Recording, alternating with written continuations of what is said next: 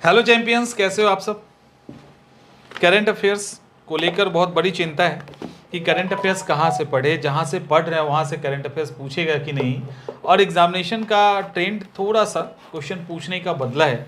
ऐसी स्थिति में इम्पॉर्टेंट करंट अफेयर्स के टॉपिक जहाँ से अधिकांश सवाल आप देख सकते हो, और इसके लिए अगर सिर्फ बीपीएससी के पेपर को एनालाइज करेंगे तो दिक्कत है, क्योंकि आयोग सिर्फ बीपीएससी को नहीं अपने आस पड़ोस के पीसीएस को टारगेट करेगा कि वो सवाल अधिकांश कहाँ से पूछते हैं।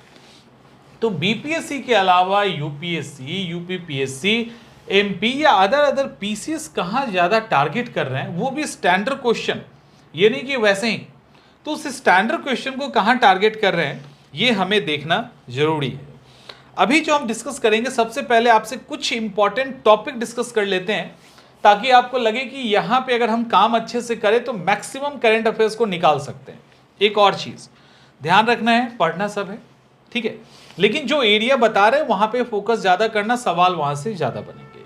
जैसे आपके सामने एक इमेज आ रहा है ना, यहाँ देखिए, योजना प्लानिंग, साइंस एंड टेक विज्ञान और तकनीक, सर्वेक्षण और रिपोर्ट, इसके बाद पारिस्थितिकी और पर्यावरण, अंतर्राष्ट्रीय संबंध, खेल, कला और संस्कृति, सहयोग यानी अंतर्राष्ट्रीय सहयोग और व्यापार समझौता, और एक्ट से रिलेटेड सवाल, दुर्घटना घटना से रिलेटेड सवाल, पुरस्कार यानी प्राइज, और इकोनॉमिक सर्वे। इसमें भी प्रायोरिटी है।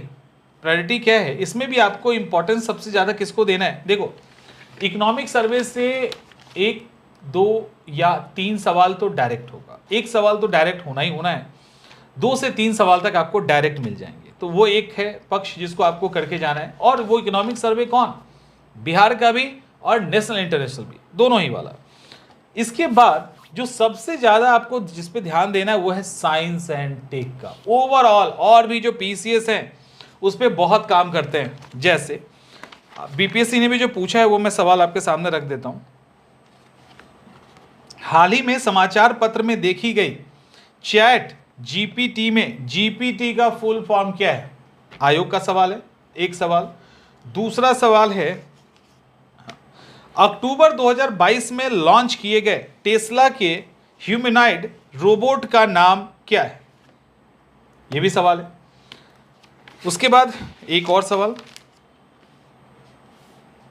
गुजरात में आयोजित डिफेंस एक्सपो 2022 का विश्व नहीं विषय क्या है। तो चूंकि साइंस एंड टेक से ही रिलेटेड है इसीलिए इसको इसमें डाल दिया गया है।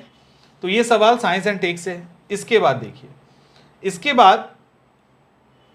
बाद आप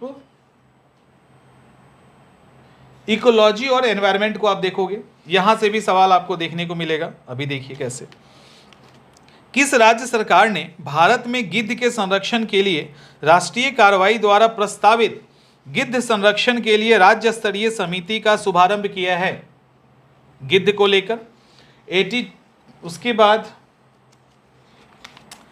एक और है, 10 कैप्टिव नस्ल एशियाई विशालकाय कछुए, मुख्य भूमि एशिया में सबसे बड़ी कछुए की प्रजाति में से एक है, किस राष्ट्रीय उद्यान में छोड़ा गया है, यह भी एक सवाल है। एक और सवाल है, दुनिया में पहले पादप परागकणों जिसे टिलिया ड्रेम्बिसिस कहा गया जाता है उसका जीवाश्म कहाँ पाया गया है। तो इकोलॉजी और एनवायरनमेंट से एक और सवाल कहीं था, अभी नहीं दिख रहा।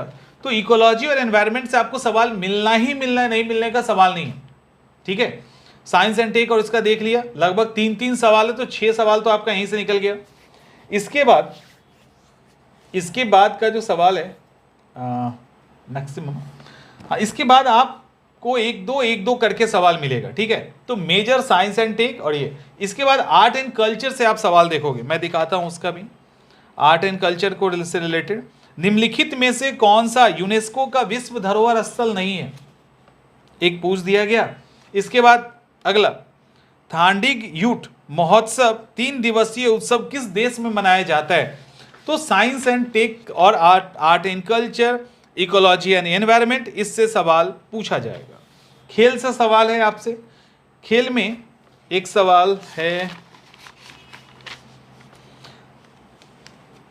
भारत के रुद्रांश बाला साहब पाटिल ने काहिरा में ISSF वर्ल्ड चैंपियनशिप में पुरुष की 10 मीटर एयर राइफल में कौन सा पदक जीता है? एक ये सवाल है। दूसरा सवाल 110 नंबर का, खेल के संदर्भ में निम्नलिखित में से सही जोड़े। अब French open, Wimbledon trophy, US open, ऐसे करके एक मैचिंग मिलाना है, कौन सही है कौन गलत है। तो खेल से रिलेटेड सवाल हो गया। तो ऐसे करके आप अलग अलग तरह के सवालों को देखोगे। क्लियर? घटना दुर्घटना से सवाल आपको देखने को मिलेगा। अब ओवरऑल अगर हम यहाँ पे फिर से इस स्लाइड को आप अगर देखिए तो आपको जहाँ पे ध्यान देना है, 100% योजना से सवाल पूछा ही पूछा जाएगा। सरकार का अगर कोई योजना है, सरकार का कोई रिपोर्ट है, लाइक स्वामित्व योजना से सवाल है, शिक्षा नीति से सवाल है, भारतीय मातृभाषा सर्वेक्षण से सवाल है, तो सरकार के कोई ऐसे स्टेप उठाए गए हैं, अगर कोई ऑफिशियल काम के लिए माने ऑफिस के लिए उठाया गया है या ऑफिशियल अधिकारियों के लिए उठाया गया है या कोई ऐसा ऐप या पोर्टल लॉन्च किया गया है किसी के लिए, तो वहां से आपका सवाल बनना तय है। ठीक है? इंटरनेशनल डिस्प्यूट से सवाल, इंटरनेशनल डिस्प्यूट से कैसा सवाल एक बार देख लेते हैं। इंटरनेशनल डिस्प्यूट में देखो, हाल ही में किस देश ने फिर से अरुणाचल प्रदेश को भारत का अभिन्न अंग घोषित कर दिया? कौन कर सकता है पता है? तो इस तरह का समझौता और कोई व्यापार समझौता होता है, वहां से सवाल पूछा जा सकता है। जैसे भारत ने किस देश के साथ आर्थिक सहयोग और व्यापार समझौता ETCA पर हस्ताक्षर किया है? इंपॉर्टेंट था, क्वेश्चन में पूछा गया है ना। उसके बाद एक और है, कहाँ गया, निकलो बाहर। हाँ।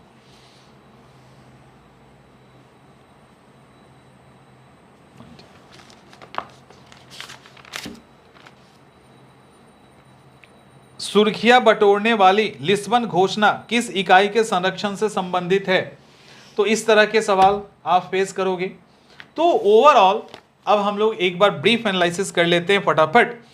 आपको साइंस एंड टेक को प्रायोरिटी देनी है, उसमें डिफेंस टेक भी आ जाएगा, सारा टेक आ जाएगा, रोबोट सब आ जाएगा, कंप्यूटर सब आ जाएगा। ठीक है? इसके बाद इकोलॉजी और एनवायरनमेंट सेकेंड प्रायोरिटी होनी चाहिए। थर्ड प्रायोरिटी की अगर हम बात करें तो आर्ट एंड कल्चर को थर्ड में डाल दो। यूनेस्को का कुछ ऐसा होता है, रामसर का कुछ ऐसा होता है, कोई ऐसा पुराना चीज निकल गया बाहर, तो वहां से सवाल बनता है। ठीक है? इसके साथ उसके बाद इकोनॉमिक सर्वे को आप प्रायोरिटी दे दीजिएगा। उस कोई सर्वेक्षण और रिपोर्ट, जैसे नीति आयोग का रिपोर्ट सवाल पूछा गया, नीति आयोग के रिपोर्ट से सवाल है, तो वहां से क्वेश्चन बन सकता है। इंटरनेशनल ट्रीटी कोई हुई है, कोई इंटरनेशनल डिस्प्यूट है, वहां से सवाल बनेगा। कोई ऐसा एक्सीडेंट, दुर्घटना, आपदा या चक्रवात टाइप का तूफान आ जाता है, उससे सवाल बन सकता है। इसके अलावा पुरस्कार से, जैसे बुकर प्राइज से 68 का सवाल है, बुकर प्राइज किसको मिला था, तो प्राइज अगर कुछ इस तरह का है, कोई इंडियन प्राइज ले रहा है, तो वो सारे सवाल इंपॉर्टेंट हो जाते हैं। तो इन सब का ध्यान रखिएगा। जो लिस्ट दिया गया है इसको कर लीजिएगा, उसके बाद बाकी सारा करना। हाँ, कुछ देश के अतिथि हमारे यहाँ आते, कुछ यहाँ के बाहर जाते, उनको भी देख लीजिएगा। तो ऐसे करके आप टुकड़े में चीज़ों को समअप कीजिए, जिसमें प्रायोरिटी आपको तय करनी है, वहाँ से आप सवाल देखोगे।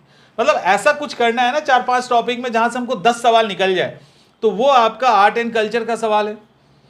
उसमें आप साइंस एंड टेक को देखोगे, इकोलॉजी एनवायरनमेंट को देखिएगा, इसके अलावा आप इकोनॉमिक सर्वे को देखेंगे, तो 10 सवाल लगभग यहाँ से खींच लोगे। 4-5 टॉपिक करके आप 10 सवाल खींच लेंगे, बाकी सरकार की योजना परियोजना, तो ऐसे करके हार्डली मतलब मैक्सिमम 15 क्वेश्चंस तो आप यहीं से समेट लोगे।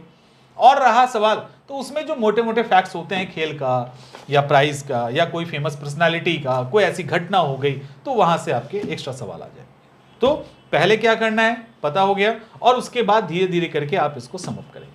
राइट? चलिए मिलते हैं हम लोग नेक्स्ट सेशन में।